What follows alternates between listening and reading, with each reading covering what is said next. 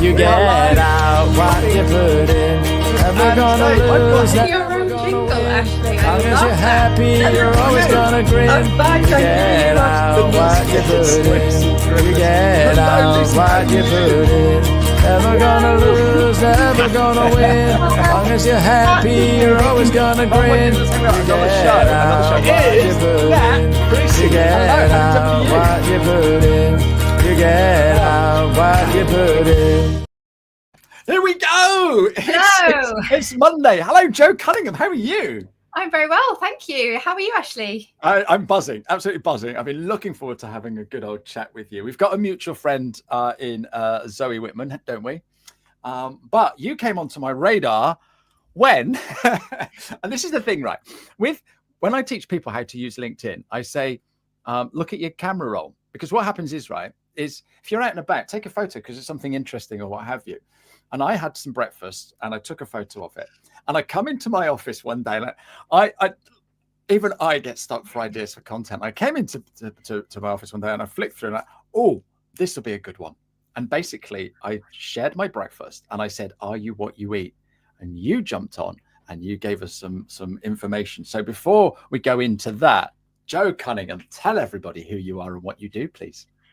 Well, the summary is that I am a dietitian who specialises in supporting patients with IBS, so irritable bowel syndrome. But I actually have two niches. So I also specialise, which I'm really passionate about, supporting patients living with cancer, as well as cancer prevention stuff. So I work for myself. I've got a business. I've got a team of dietitians who work for me, which is amazing. And my clinic's been selected by some prestigious cancer hospitals to be the main provider, which is amazing. Wow. I used to be an accountant, and that's how our mutual connection, Zoe. Okay.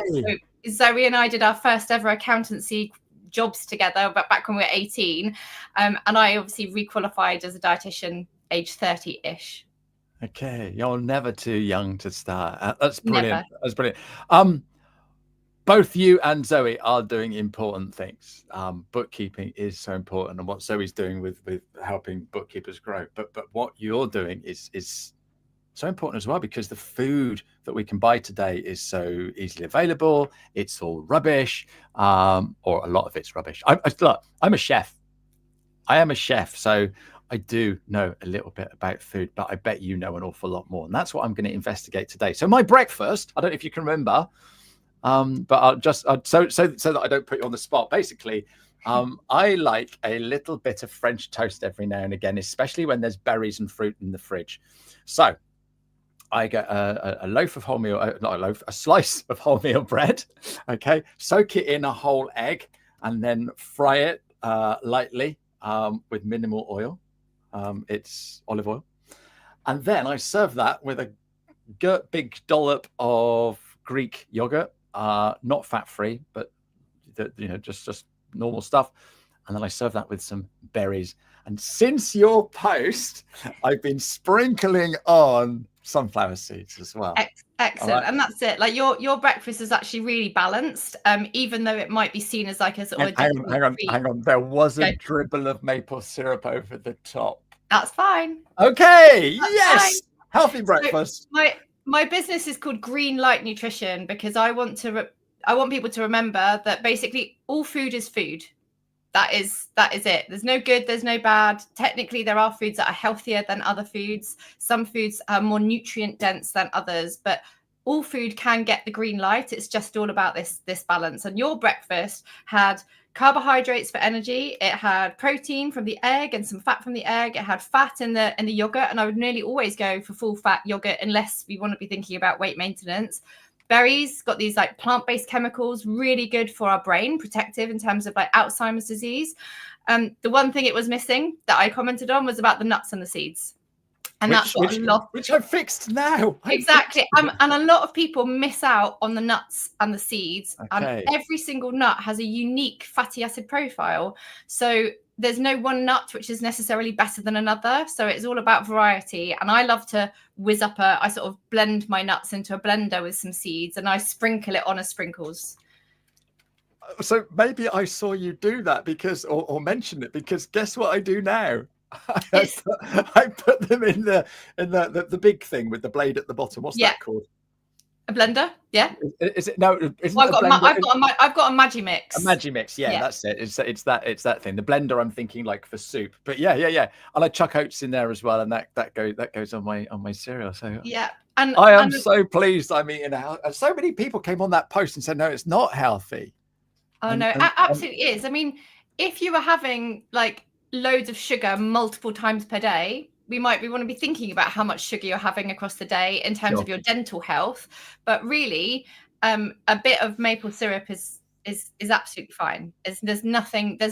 People have demonized sugar, and sugar comes in different places, as you know. Like a bit of maple syrup is very, very different to having repeated amounts of cakes and sweets and biscuits, which are high in fat as well as high in sugar, as well as possibly with other additives and things to keep them on the shelf stable. So a bit of maple syrup in our life is absolutely fine. And to be honest with you, it could be table sugar, it could be maple syrup, it could be honey, it could be agave. It could be coconut sugar. They all have the same effect in the body, which they give us energy and they taste delicious. You can choose whichever one you want because no one is better than another.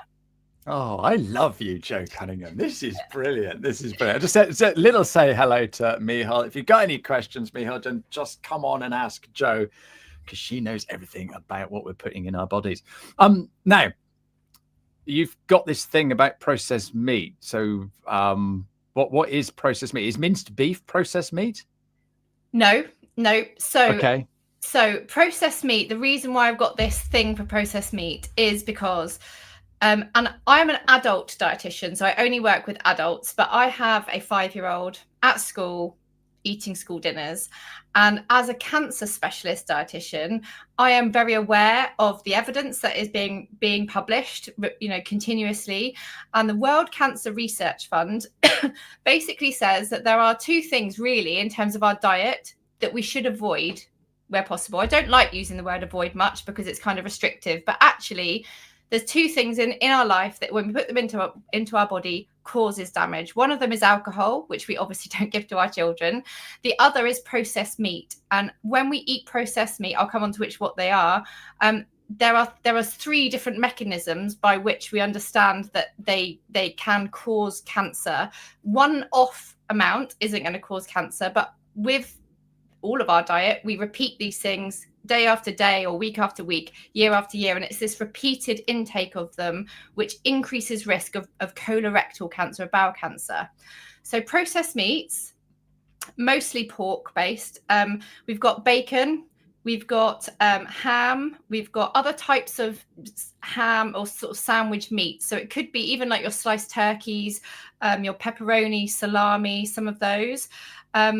Not all, but some prosciutto, serrano ham. Some of them, I'll talk about what to look out for. Some sausages, but most sausages are actually okay. Hot dogs, they're mechanically separated meat. We just shouldn't have them. You mean the ones that come in a tin? Yeah, they're terrible. Okay. And gammon. So a lot of people wouldn't think of like a hunk of gammon as a processed meat, but the reason why what all of these have in common, apart from the fact that they are red meat, and red meat is okay in moderate amounts, but these meats are injected with nitrites, which are a chemical which are used in the preserving process, and then when they are heated at really high temperatures, there's this chemical change that happens. Then we put them in the body. That these chemicals are what can cause cancer over time. Now, if you were to choose like a dry cured, good quality prosciutto ham, you might look on the ingredients and it might just say pork and salt. That's okay. Some of the others, you might look on the back and it's got nitrates. Those are the key things to look out for on any of your kind of sandwich meats, deli meats, bacons. They do cause cancer. There's really strong evidence that they do, and I don't think they should be in school dinners. Why are we giving them to our children in school dinners? There's no shame when we know that they're packed full of nitrates. And I guess if you looked at a nitrate in a syringe and sort of like, I'm going to put that in my kid, you wouldn't, would you? You wouldn't. And I mean, look, you wouldn't give your kids cigarettes and you wouldn't give your kids alcohol because we know about the health risks. Not enough is known about the health risks about processed meats. And we know that colorectal cancer cases are rising. And we know that the age of colorectal cancer is coming down. So I'm working with patients regularly in their 40s, 50s, and sometimes 30s. Wow. And our younger generation are going to be more at risk because of the amount of other ultra processed foods they have as well. And so I've started a government petition because I want to remove processed meats from school dinners. I don't think it's a big ask because there's plenty of other meat that doesn't have these cancer-forming links. Absolutely. So I can share the link, obviously, with a petition to share with the audience. Please do, because what we'll do is, if you listen to this on the podcast, they're going to be at the bottom. If you're watching this live, Joe's going to go in afterwards and drop that link in the comments. So perfect. Yeah, absolutely. And I am so passionate about it. I mean, I went and spoke with my local head teacher. She wasn't aware of the link between these processed meats and cancer. And why would she be? Because she's a head teacher. It's not her job to be. But the school food standards is not in line with World Cancer Research Fund, global cancer prevention recommendations. So I don't think it's a big ask. I'm not tackling everything in school dinners. I'm just tackling one small cancer linked component. And I think it's achievable. So we just need to spread the message, really. And there's no shame here because, I mean, a lot of us eat these foods. We've grown up with these foods. I used to have frankfurters as a snack when I got home from school. And I'll be honest, because of my lifelong intake of them up until the point I was a dietitian, I do have a risk of getting it. And we have to, that's why screening is really important. But yeah, we basically can do better for our next generation. So where possible, I would invite the audience to just have a think about how often those types of meats come into the week, for yourself, for your children, for your friends, and maybe get just a conversation going. What are the alternatives? There's loads of other things we can put in sandwiches that aren't ham, basically.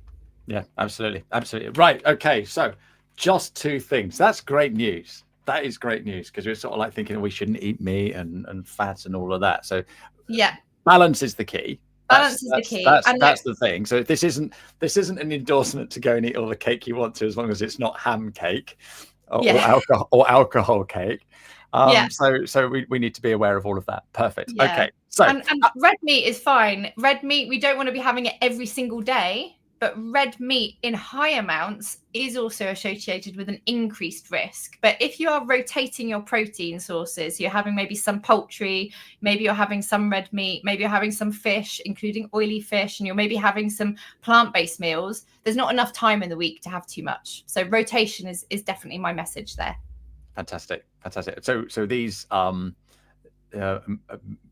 barbecues that you go to in America where you eat a side of a cow, that's not a good idea then. So yeah, the high heat element is one to remember, because especially like barbecues, for example, you've got sausages themselves usually don't have these nitrites in, but you are cooking them at really high temperatures. The outside often gets quite black. That component is damaging. So if I'm having a barbecue, I actually cook my meat. I know it's like a bit counterproductive, but I will cook it in the oven and bring it out afterwards because I know that I can control the temperature much better. Absolutely. I don't think you're alone there. I don't think you're alone. Okay, so I love a bacon butty, especially with an egg in it, and it all drips down my chin and on my t-shirt. Okay. What do I eat in future then if I can't have a bacon butty? What you said there's I can't even say that one. You've got prosciutto, Parma ham, and Serrano ham. Okay. Not all of them are nitrite free, but they would be a good alternative if they are nitrite free to maybe have in that sort of situation. I've not tried it to see how good it would taste, but you can get nitrite free bacons. And I want to just put like a warning out there, because sometimes what they do is they say no nitrites added, and they haven't added the chemical nitrites. But what they have added is concentrated celery juice, for example, which is high in naturally occurring nitrites. The chemical process is the same. So, and like a stick of celery, by the way, is fine. Like there's some naturally occurring nitrites in there. When they're within the actual plant, it's fine. But when we're taking really concentrated amounts and we're injecting it, that's what we want to be. So unfortunately, I probably would still say just avoid the bacon. And stick with the French toast, the yogurt, the berries, and the maple syrup. And the nuts and the seeds. And the nuts and the seeds. Yeah, definitely. And if you are going to have like a bacon sandwich, I would just be thinking about making it occasionally rather than weekly. I grew up having them weekly for sure. I would just be thinking about having them occasionally. And rather than focusing on what we can't have, I like to focus on what we can have. And if you're thinking about, when I'm thinking about cancer prevention, 30% of bowel cancer cases could be avoided by having more fiber. So if you want to have 30%. Yeah, 30%. When we're thinking about processed meats, it's more like 10 or 12% risk. Way more benefit for us reducing risk than putting things into our diet. So if you're going to be having a bacon sandwich, I want the rest of your diet to be full of really good stuff to really help protect your body. Yeah. Okay. And the good stuff is brown sauce or red sauce? I'm a red sauce fan.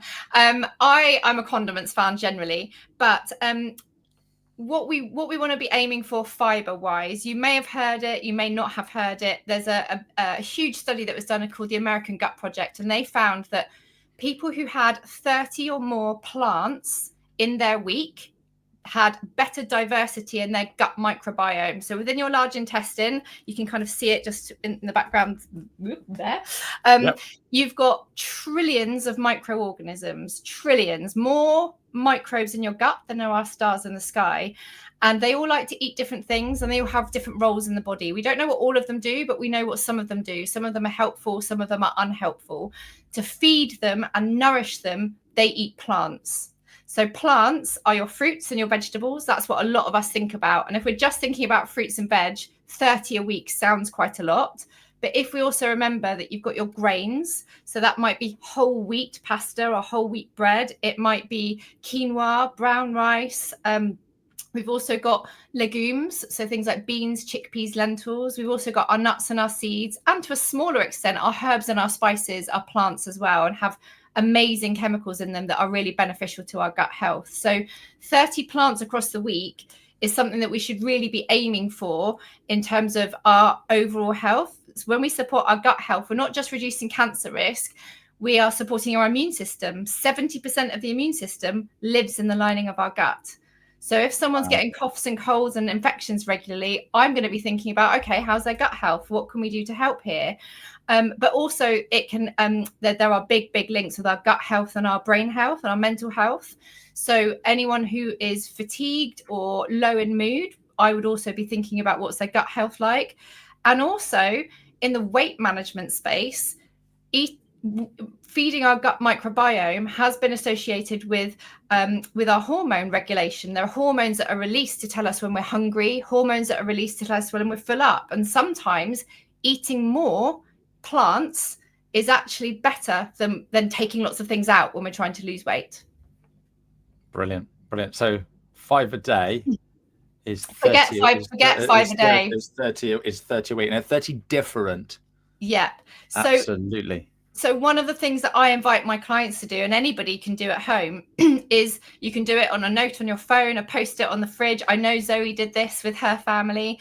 They had like a column for each of them to see who was eating the most. But essentially, you want to take those like 6 different categories: the fruits, the veg, nuts and seeds, legumes, grains, and plant and spices.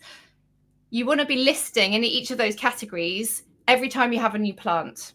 So if you're having a banana every single day, that only goes on the list once. Yeah, I get that. If you're having red pepper, yellow pepper, orange pepper, green pepper, they're different, so they can go on the list. So variety within the food group, same with mushrooms. So when you start actually counting up all of these different things, it can become a bit easier to get to 30. One of my favorites for those with kids is if they like baked beans. Beans are amazing for our gut health. They might make you a bit farty. That's a sign that you're feeding your gut microbes. It's really, really good for us. I've never had anyone say farty on my podcast before. Thank you. Thank you. Yeah. There's a reason that you're feeding your gut microbes, you're making them happy, but you can get from most supermarkets do their own 5-bean baked bean mix. So instantly you're taking one plant into 5 for the same amount that you're going to be putting on your plate. So nice. Yeah. Nice. I love you. You're recommending baked beans. Oh, I love it. Right. Okay. So we've talked about the processed food, the processed meat. The other one that you said we can't have is alcohol. And we all know the benefits of not drinking alcohol, but I didn't realize it's carcinogenic.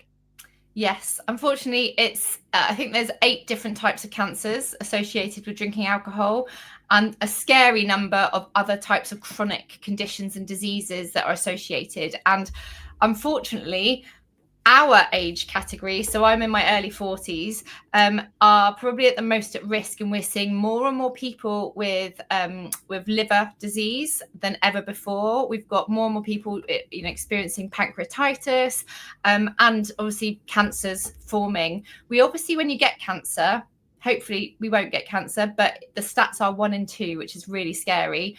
Very. But we can't ever say, well, this is directly because of this. You might be able to say with someone who's been smoking for 40 years and they get lung cancer, you may be able to say, well, that is correlated, but you can't ever completely know what has caused cancer. And normally it's a combination of different things. But with alcohol, there's no nutritional benefit whatsoever, at least with processed meat. If I had to say there was a benefit, it is giving us some protein. So there is a slight nutritional benefit there, but with alcohol, there is no nutritional benefit.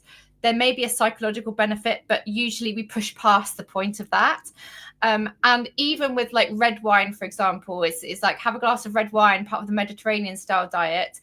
You would actually be better off having the grapes, the red grapes, rather than the wine. My advice is generally, if you're going to have alcohol, make it good quality, sip it and enjoy it. Don't down it and move straight on to the next one. So we want to try be moving away from this binging society that a lot of us have grown up with, and it's just kind of normal to drink a lot. It shouldn't be normal to drink that much all the time. So I don't drink anymore. I found that I don't drink any. I did have a couple of drinks this weekend, actually. I was at a party and I did not feel good for it. And I don't really drink at all, but I was like, oh, do you know what? I'm going to have one just, to see how I feel. And apart from the cancer side of things, a lot of my clients with IBS, if they drink alcohol, their IBS symptoms can get worse. And that's because our gut lining is a little bit leaky. And when we have alcohol, it makes it more leaky. So people with digestive symptoms are going to probably get more digestive symptoms after they've drunk as well. So I don't want to be like a spoil sport and say you can't have anything, but I would like people to start thinking about it a little bit more, because none of us really think about cancer until we've got it. I think that's the main thing. That's the same in life, though, isn't it? Yeah. Sort of like, oh, we're not going to get breakdown insurance, and then the car breaks down, and yeah. Oh, yeah. I know, but at least you can buy a new car. Well, yes, this is true. All right, poor analogy, but you know what I mean. Look. So, what about alcohol-free drinks? Are they okay, or is there something in them that is going to?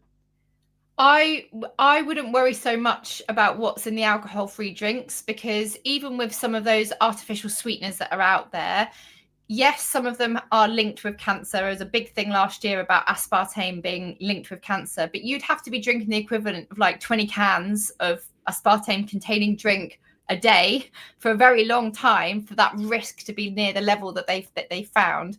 Whereas alcohol, it does damage in the body in small amounts and every time you have it. So I would prefer that you have like an alcohol-free drink. There are, and I mean, a lot of the time I might say, experiment with some of those mocktails, because some of them are actually really nice. And actually, we should be focusing on being present and enjoying the company that we're with. And if we're drinking on our own, I would want to be thinking about what we're trying to achieve by doing this. Are we running away from something? There's nearly always things for us to talk about and think about in terms of the why and the what and the how. Perfect. We've got a question from Michal. He says, I'm here, let's bring it up. I'm borderline diabetic and vegetarian too. What suggestions would you give for diet, as I do not take medicine but controlling through diet? What should I eat and what not? I'm a non-drinker and non-smoker. Well, look at that, Michal. You're pretty healthy then. Yep. So, and there are some ethnic groups which are more prone to become diabetic as well. So it's a really important thing to think about. What I will say is we don't need to all be worrying about continuous glucose monitors. There's a big trend for this at the moment in terms of like the Zoe app. The Zoe, yes. There's another social media lady she calls herself a goddess of some sort of kind. I don't want to name names, but we don't need to be tracking everything we're eating is the first thing that I would say. In terms of diabetes management or pre-diabetes management, we want to be thinking about how do I eat and give my body a stable and steady release of sugar. So if, for example, you had some new potatoes, or they've got, they're usually quite firm. We often will leave the skin on them. If you compare that to exactly the same weight of potato, but mashed potato, that has been broken down, it's got all fluffy. The sugar from the mashed potato goes into your bloodstream faster than the sugar from the new potato. It's the same amount of sugar, exactly the same amount of sugar, but it's slowed down because of the fiber. And essentially, we wouldn't normally eat just one food on its own. We want to be thinking about what are we having it with. So fiber, fat, and protein all slow the release of sugar down into our bloodstream. So I want to be thinking, have you got some sort of healthy fat source? And that could be something that's on your plate, whether it's avocado, oily fish, it could be olive oil. Have you got a good quality sort of protein? Vegetarian wise, obviously it might be things like tofu, tempeh, soy, and obviously lots of other types of legumes. But also the fiber. A lot of us are used to having like meat and 2 veg. Or vegetarian meal and 2 veg. Actually, what we want to be thinking of is much better to have like 5 or 6 different types of vegetables. It might not be like not the same amount of portion size, but half of our plate should be our veggies and salads. And if we are doing that most of the time, your body will be having a steady release. It will be releasing that sugar into your body gradually. And that is where we're at in terms of diabetes management without medication. If you obviously have diabetes, you may need medical support as well. On top of that, I will just mention movement, because all of us can move, hopefully. And our gut microbiome, even if you had the worst diet in the world, if you're doing regular exercise, that can independently improve the makeup of your gut microbiome. So movement is really important for our gut health, mental health, as well as diabetes management. Awesome. This has been absolutely brilliant. 30 minutes isn't nowhere near long enough. You're going to have to come back. Have we got time just to quickly talk about, I'm just going to quickly say hello to Victoria. Hi, Victoria. How are you doing? We're going to just want to know Christmas Day. All right. Can we just go through Christmas Day, and maybe you can point us in the direction of healthier. I actually just want everyone just to enjoy Christmas for what it is, and indulge. Is a time of indulgence. It's not gonna, I would say the best thing you can do to avoid overeating, potentially, if you're gonna, especially for those with IBS, it can be a day that triggers symptoms. Have a breakfast. Don't save yourself for the main event. Okay. Because you're more likely to overeat if you don't have a breakfast. I would enjoy your dinner. Chew your food well, because chewing is a key part of the digestive process. But nothing is off limits. I will be having those pigs in blankets as my one time of the year to probably having a tiny bit of bacon.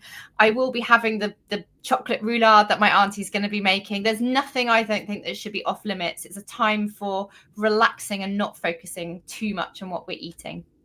Oh, what? Oh, you are brilliant. You're brilliant. So you just mentioned Auntie's chocolate roulade, right? I can just picture it. Amazing. oozing with chocolate, really rich and tasty. Yeah. I can just imagine it. We can buy these from the supermarket. All right. I guess we all need to get your Auntie's, because we know it's more natural. What sort of things are in the bought ones that we should be aware of? So when we're thinking about ultra processed foods, really, if it's got additives, stabilizers, texturizing agents, other types of preservatives, numbers, not all of them are harmful and going to cause cancer, but we know that they can disrupt the gut microbiome, and that is we do know that can be damaging. So whilst occasionally buying some of those foods with additives and stabilizers in is okay, we generally want to be thinking about where can we reduce the intake where possible. And that might look like buying a loaf of bread from a bakery or a shop that's just been made it, rather than one that's wrapped in plastic that's been on the shelf for a week already. Yeah, and that's the thing. Your auntie probably won't be making that cake until the day before Christmas Eve or Christmas Eve. Yeah, but do you know what? Sometimes shop bought cake is ideal, especially if you haven't planned anything for a birthday party. Well, fair enough. Fair enough. Yeah, I love your message today. Is all about balance and inclusion and farting.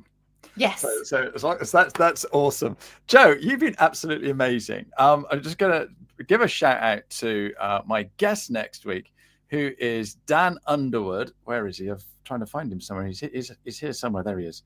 As Dan Underwood. He's coming on to talk about visual mapping, whatever that is. So looking forward to having a chat with Dan. I met Dan a couple of weeks ago. Absolutely ultra nice chap. So looking forward to having a chat with him. But Joe, thank you. Right.